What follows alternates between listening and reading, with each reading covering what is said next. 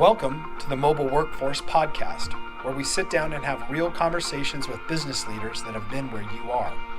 During these interviews, we'll dive into what it takes to improve systems and champion processes that maximize performance.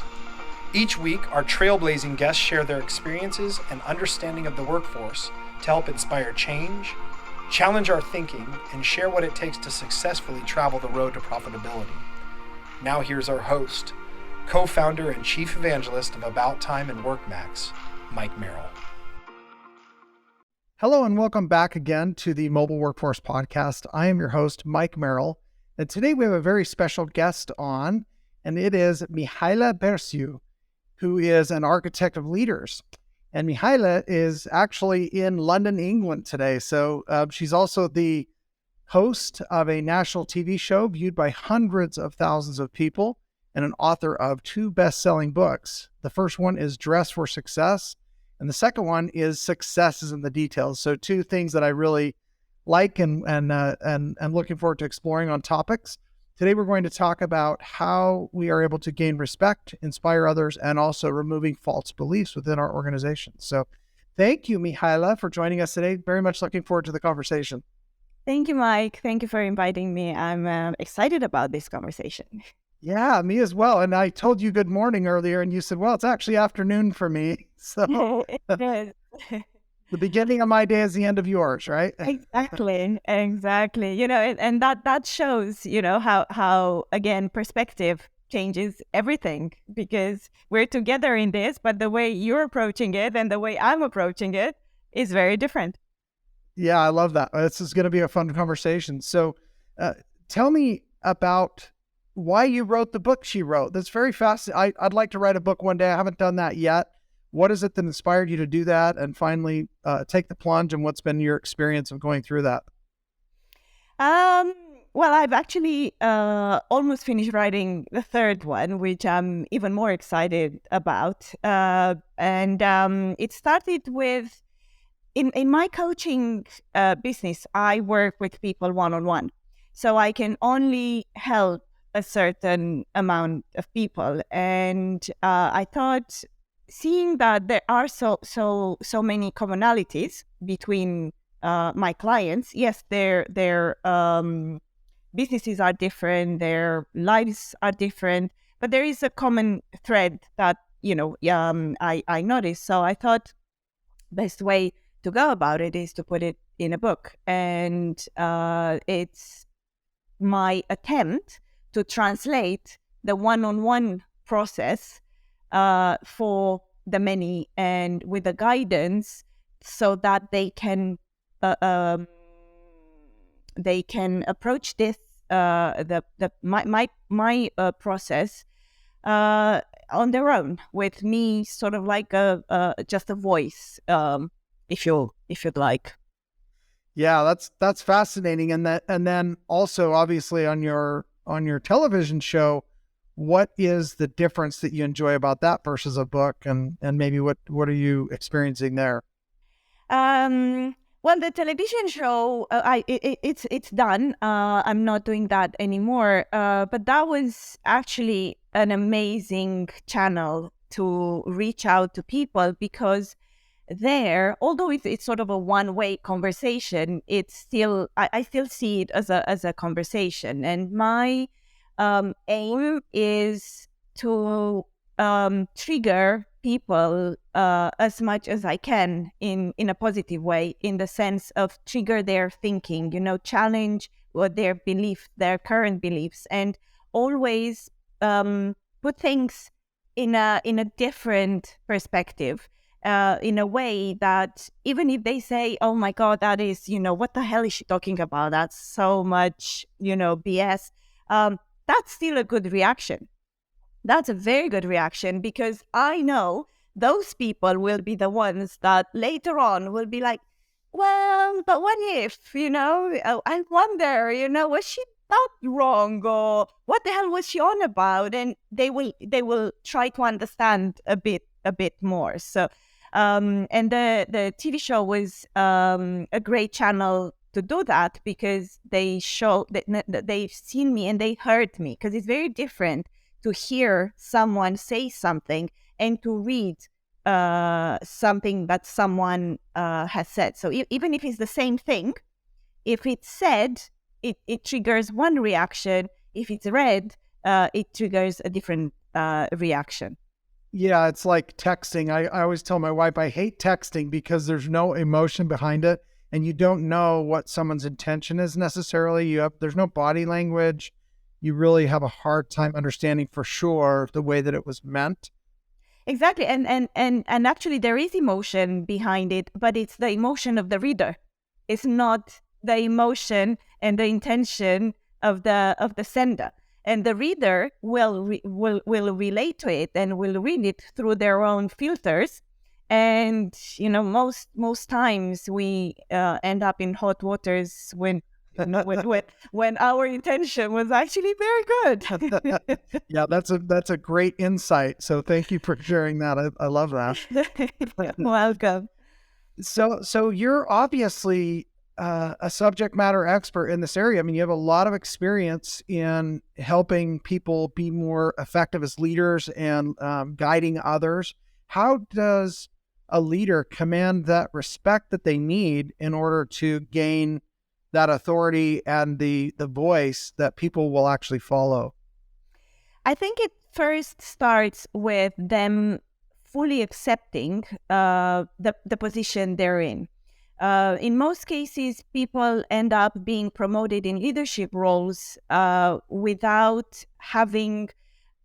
their emotional maturity to match that position, and that triggers a lot of insecurities, triggers a lot of fears, and so, and that shows in many ways to the people they're leading. And even at an energetic level, if you want, if you're not confident enough in yourself, no matter how hard you try to pretend that you are, people will feel, it's that gut feeling when you meet someone and then you say, I don't know what was wrong with that person, but something was off, something was not, and you can't really pinpoint it, but in reality is your energy is not aligned with the other person, because they're not being authentic, and we feel comfortable around people who are authentic.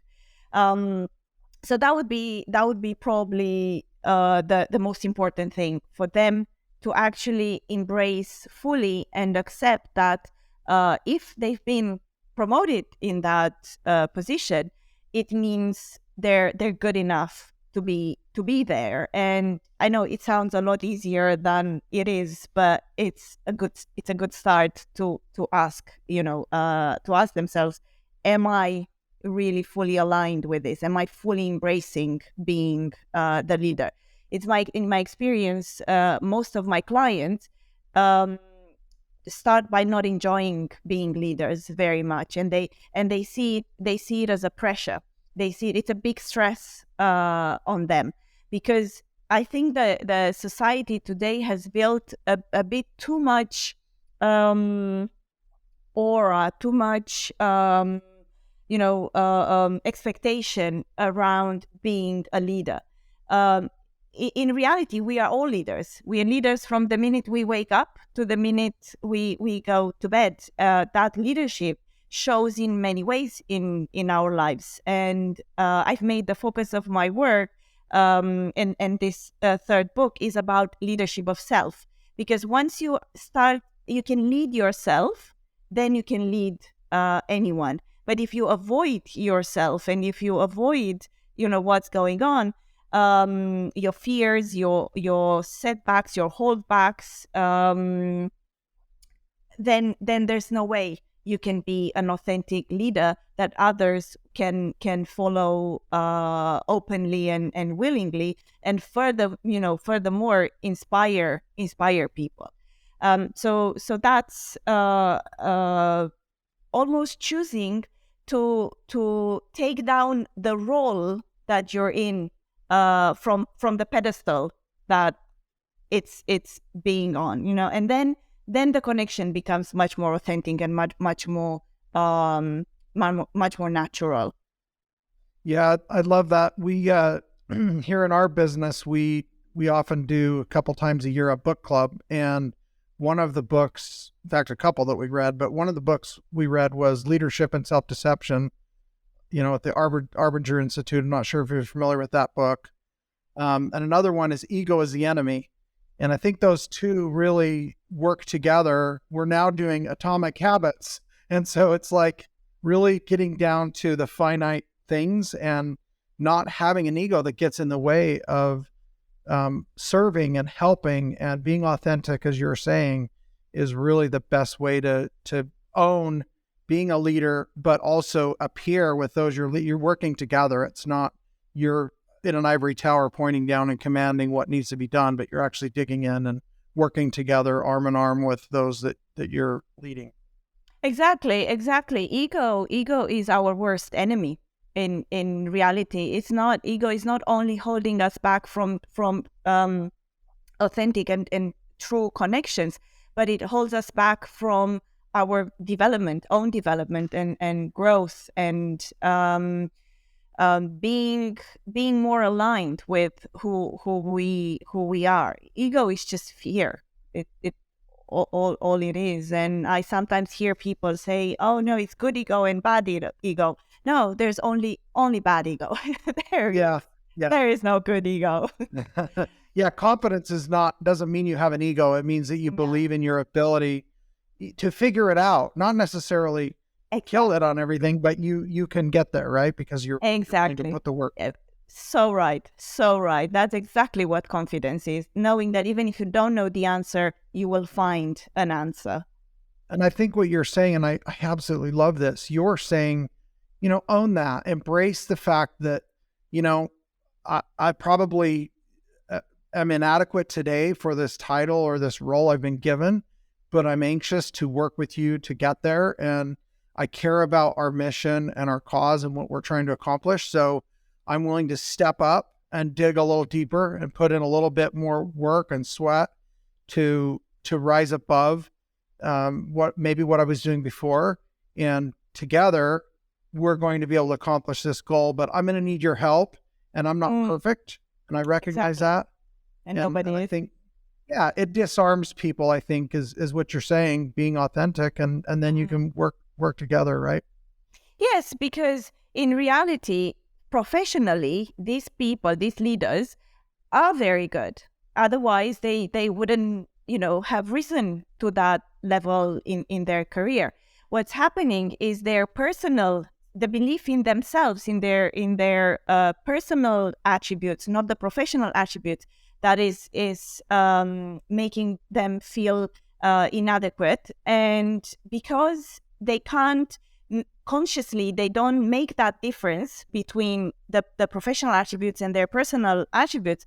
The fear coming from the let's say lower level of trust in their personal attributes tends to then be transferred to their onto their professional attributes.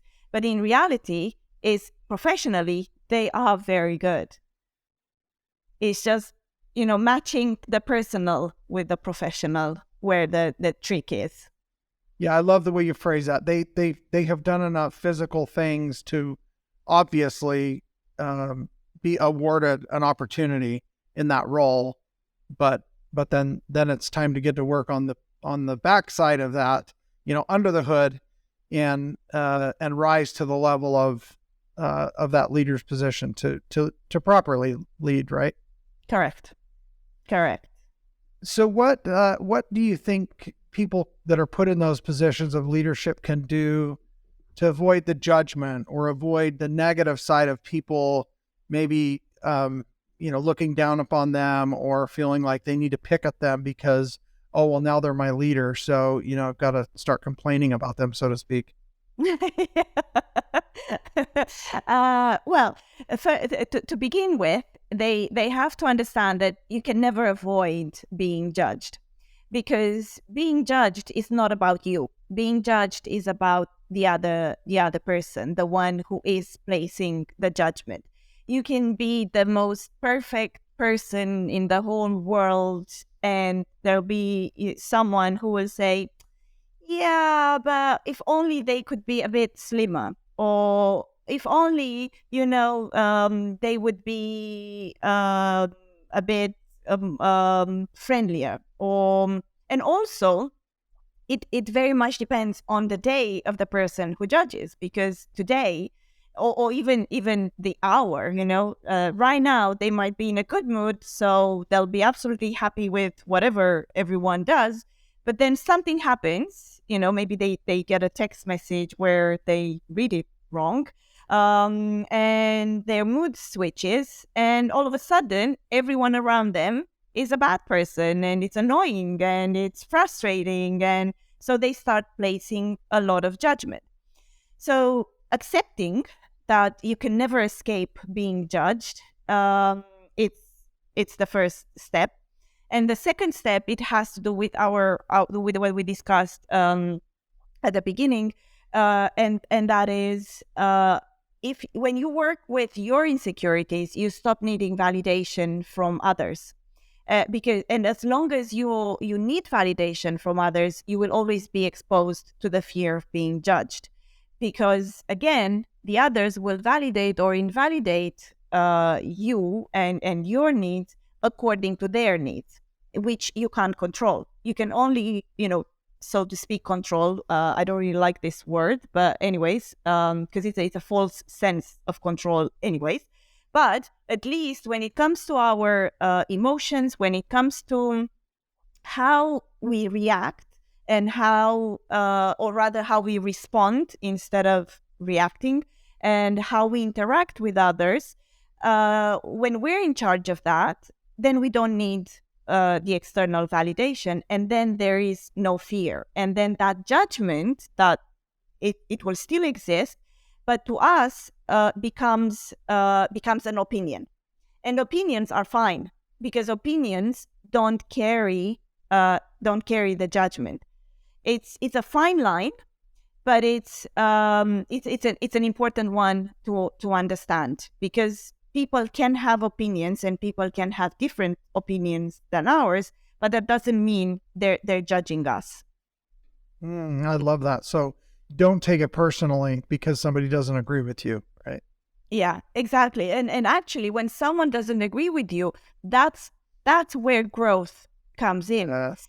Because if they disagree, then there's a chance to understand that maybe, just maybe, your point of view, or the information that you have can lead to a certain belief or a certain opinion that maybe can be expanded, can be changed, can be can lead to progress of some sort. So that's when you need to start having really good conversation. When someone says, "Are you sure about that? Because I believe my belief is different, or my understanding is different."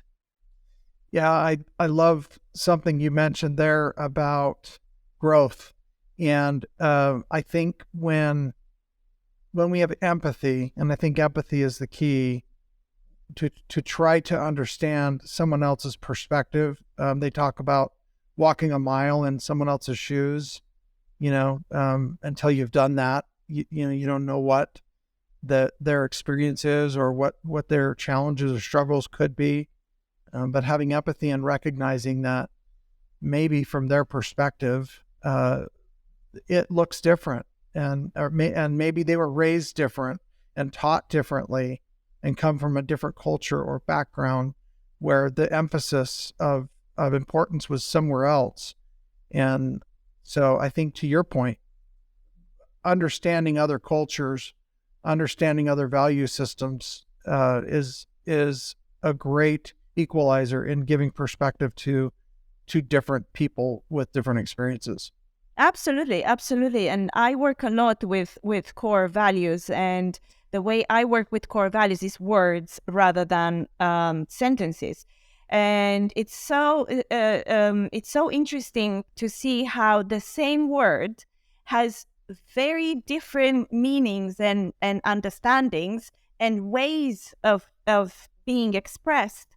For it's almost like it has a different meaning for every person that chooses that particular core value. It's mind blowing. It's mind blowing how because we tend to assume that the way we understand the word is what it means, but it doesn't, and we end up, I've witnessed so many conflicts, around when really those people were saying the same things, but they were so busy proving that the way they understand a certain situation is the way they see it, and not open to listening to the understanding of the other person. And then when you say, okay, time out, do you realize you're saying the same thing here? Then they're like, oh, are we? Yes, you are. But we've been fighting for like an hour. Yes, you are. Yeah. So it's this, like you said, it's this, the empathy, the willingness to put yourself aside and just listen to the other person with the intention to understand. Because if you listen with the intention to reply just to show how much smarter and how much better you are, that is not listening, and that is not a conversation that will lead to any kind of growth other than the growth of anger. Yeah, that's a great point. I think we've all been in conversations, like you said, where you make a statement and maybe you make it in like 15 seconds, and then the person spends 10 minutes trying to essentially rephrase what you just told them in a way that makes you feel like they're trying to teach you what you just shared with them. But it's like you said. And the funny thing about that is when someone tries to reframe it, most times they're doing it for themselves to make sure they understood correctly your point. But it's the ego that steps in and says, oh, he or she, they're saying you're stupid. They're saying you're not, you didn't make your point right. And so instead of saying yes, no, right, this is how I see it, you end up, trying to reinforce with force your point of view. Yeah, that's a great point. So when you're in a leadership position and you're trying to influence and inspire your team, what are some things that leaders can do to really get people to plug into the vision and put some work in their back into that effort together? Well, I think the most important one is show appreciation. If you show your appreciation to your team, they will trust you more, and they will build the kind of connection where they will support you, and they'll do their absolute very best to bring their very best to work. And that's when, if you need them to do an extra hour for something urgent, they'll do it gladly. They won't care about the extra pay. They won't care about anything. They'll be glad to be able to show you the appreciation back that you're showing them. So I think nothing beats appreciation, and it's very, very overlooked.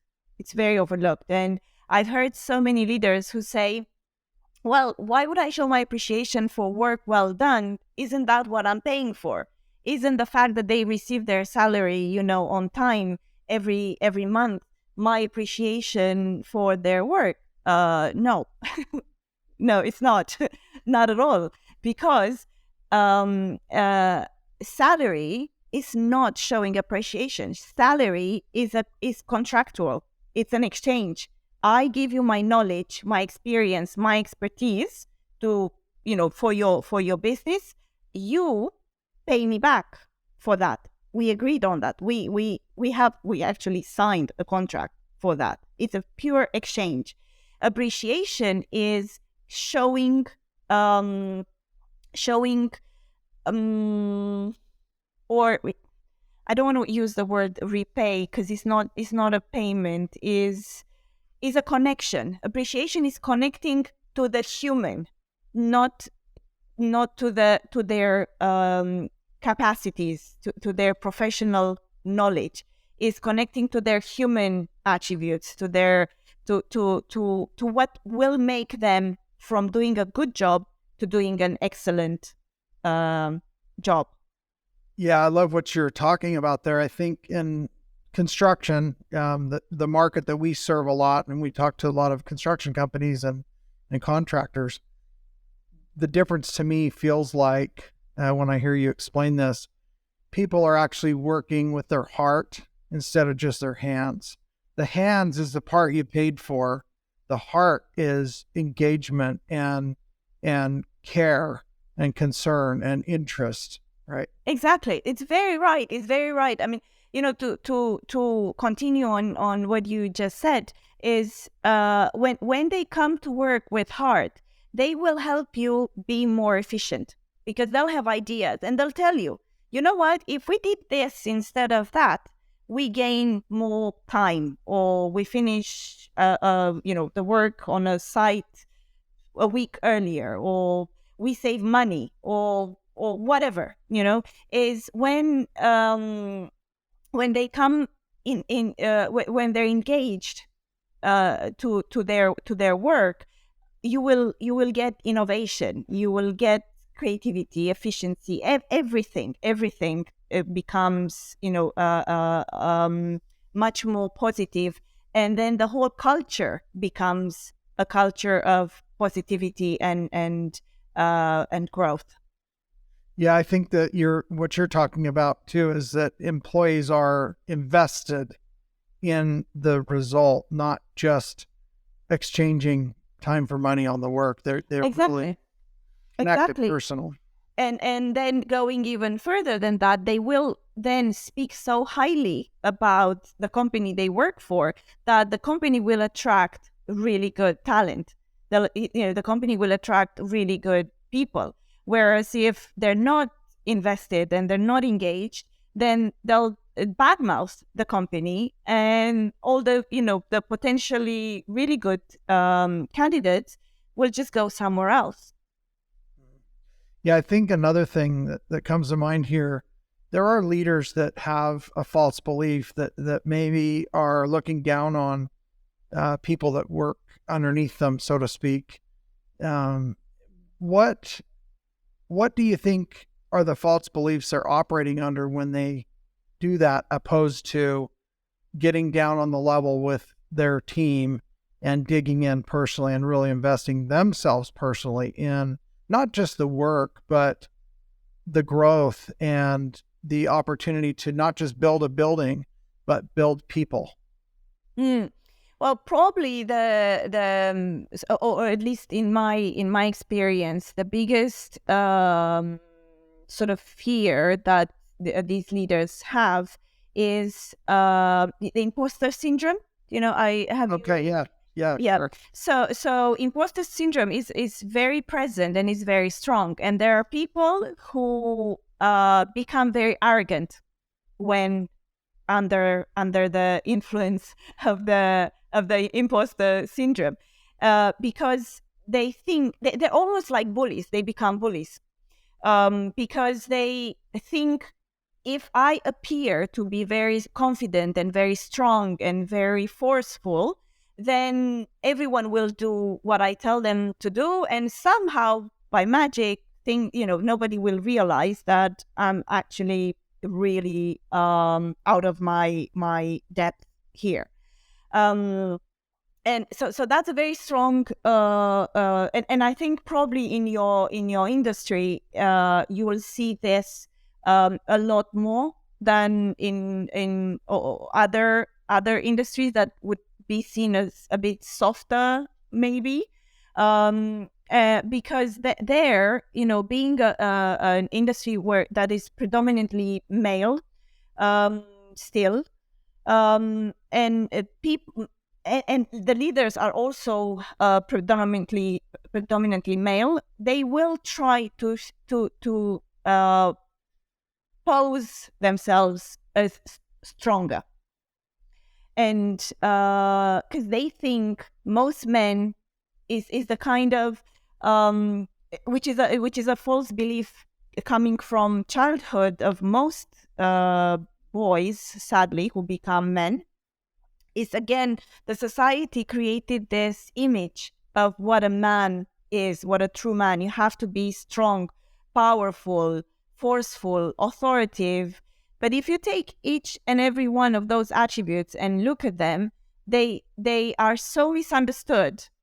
And actually, a man who displays or a person who displays all of those attributes could be so much softer, so much more connected, so much more impactful, and so much more inspiring through compassion, through empathy, through the admission of I'm not perfect. You're my team. We're here to do it together. You're not my team to execute my orders.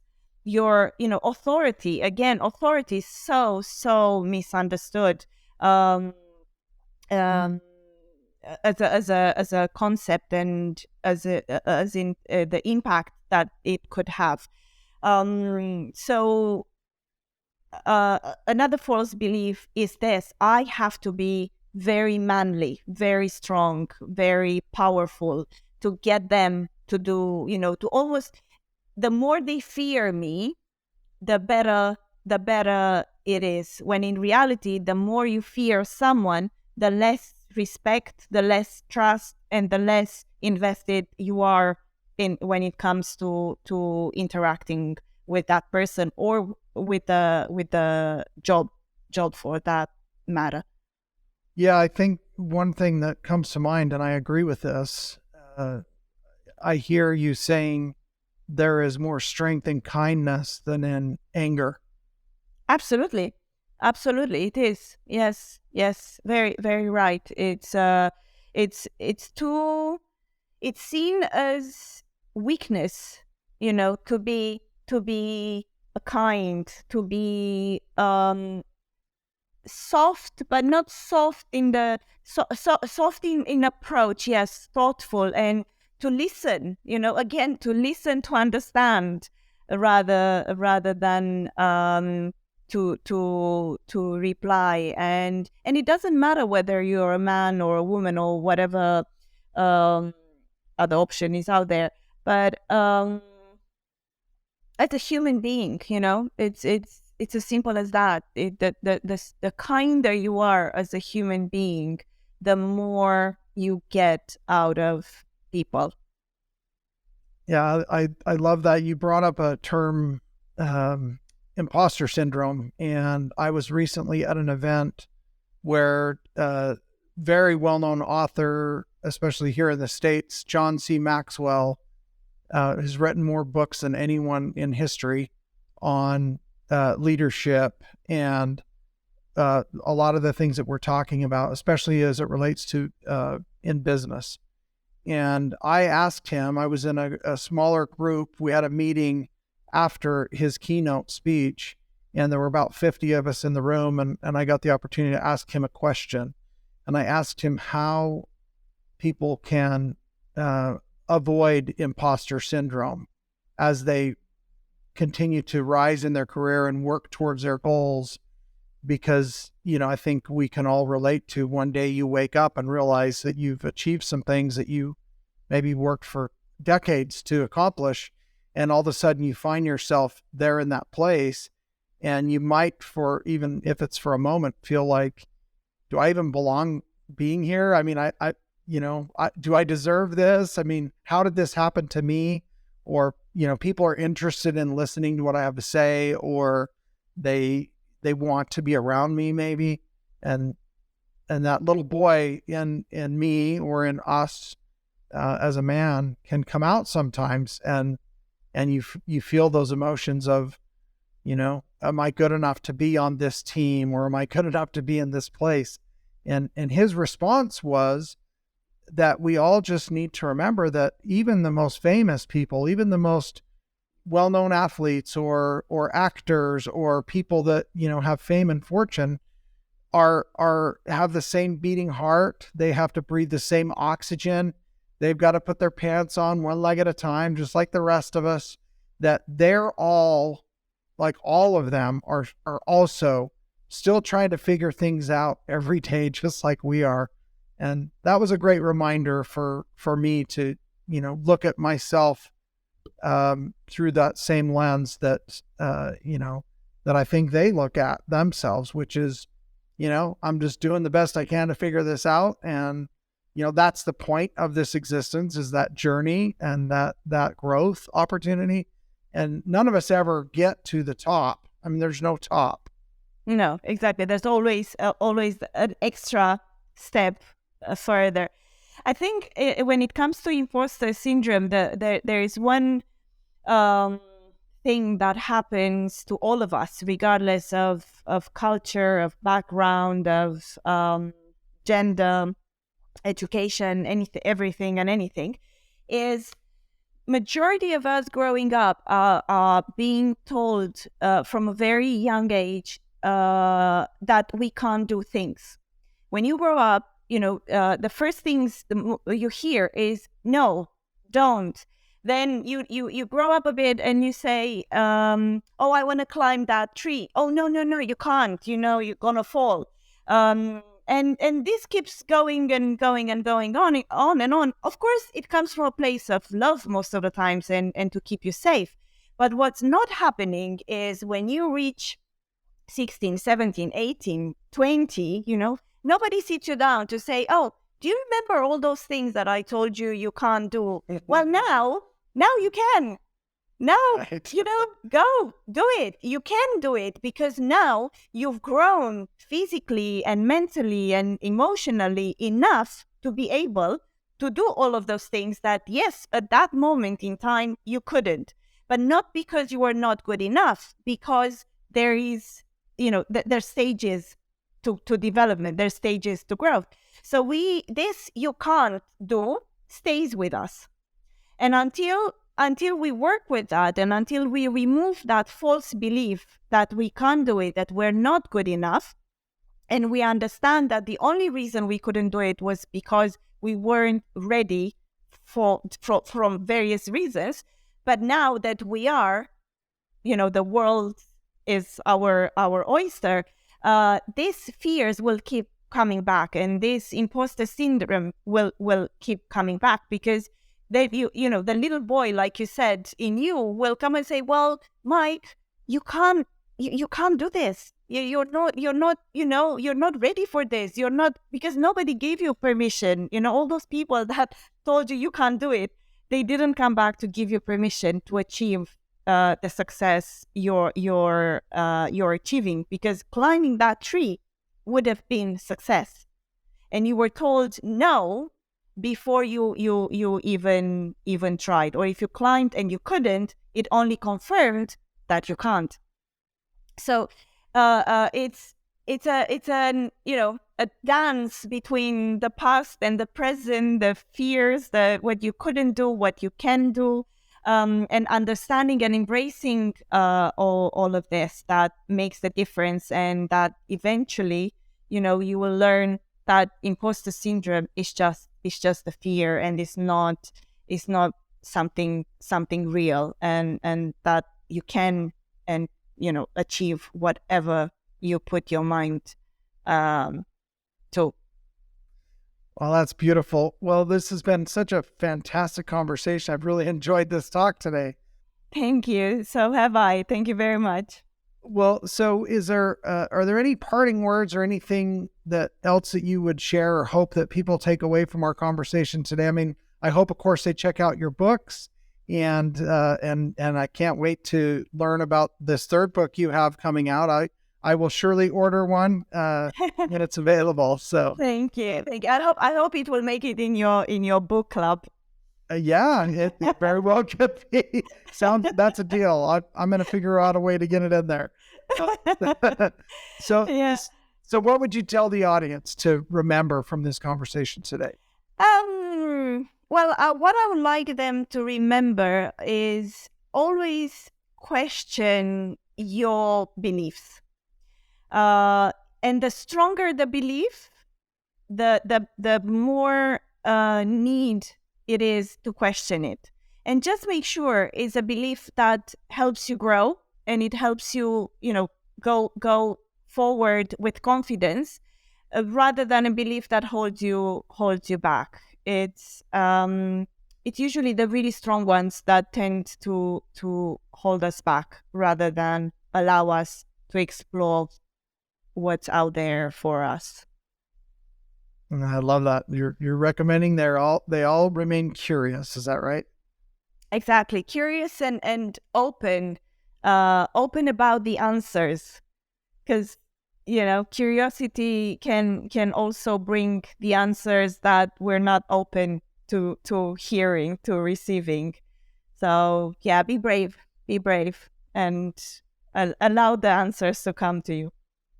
That's beautiful. Well, thank you again, Mihaela. I thank you for your friendship and the opportunity to get to know you a little bit more. And I hope we have an opportunity to do this again in the future. Thank you, Mike. Same to you. I really appreciate your interest and time. Thank you. Absolutely. All right. Be well. You too. Thank you for joining us today on the Mobile Workforce Podcast, sponsored by About Time Technologies and WorkMax. If you liked the conversation we had today, or were able to learn anything new or helpful, please make sure to follow us on our WorkMax page on LinkedIn and on Instagram at WorkMax_. And subscribe to the show on iTunes or your preferred podcast platform so you will never miss another insightful episode. Also, if you enjoyed the podcast, please leave us a 5-star rating and review and share the show with your friends and colleagues. Your support means the world to us and will allow us to continue providing impactful information with others looking to improve their results in their business and, in turn, their life.